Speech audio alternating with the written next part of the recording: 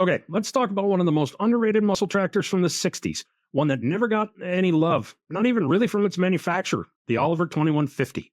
So, for most of the 60s, everybody was chasing either Harvester or Deere, including Oliver. I mean, the biggest thing they had in their arsenal at the time was the 1950 or the 1950T, and those were both good for about 105 horse, and that's it. They could see the new battleground towards the end of the 60s. It was going to be 120 to 130 horse ish, and they wanted to play.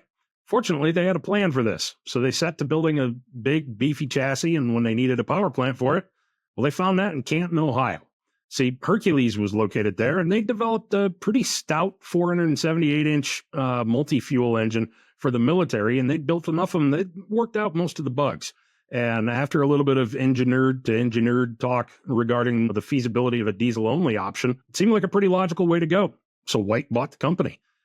Which in hindsight turned into a really smart move because it allowed them to have a turboed engine ready to go for the 2150, and it gave them a captive engine manufacturer for the first time in decades. And when it went into production for the 1968 model year, the 2150 had all the right stuff. It was also kind of quiet due to a unique combustion chamber design.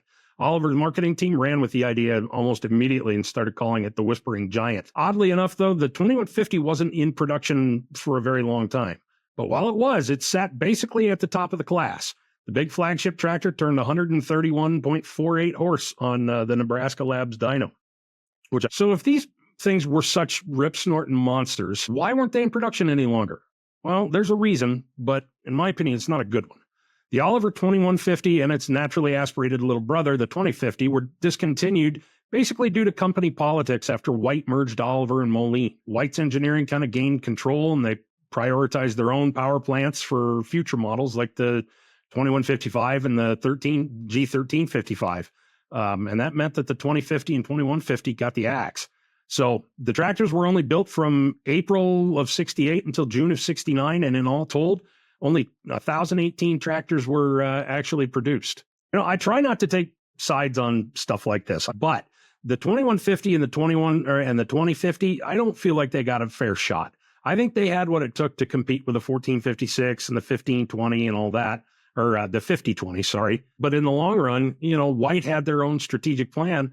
And I mean, even if the 2150 had set the world on fire when it came out, I don't really feel like it would have altered the course of the way White was going to merge the brands. But, you know, it is what it is, and there's not much we can do about it now. Anyway, thanks for watching.